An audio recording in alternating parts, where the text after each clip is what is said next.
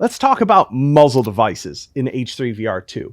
This is our most complex type of attachment and the domain of things that have gotten the biggest changes compared to the first game.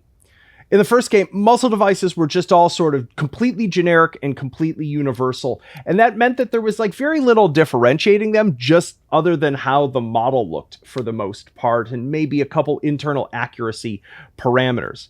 Not anymore.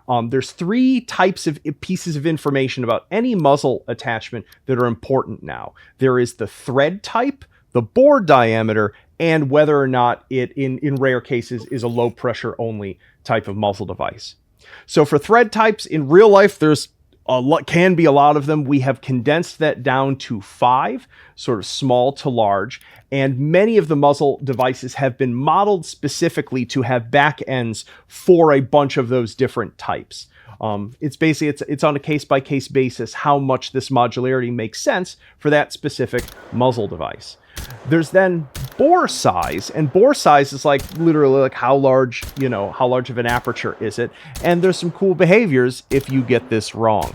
If the bore size for the muzzle attachment is larger than the round you're sending through it, you're probably just going to get some small amount of decreased performance. In real life, say a suppressor can have a significantly larger bore than the round going through it, and it's not quite as effective, but it still works.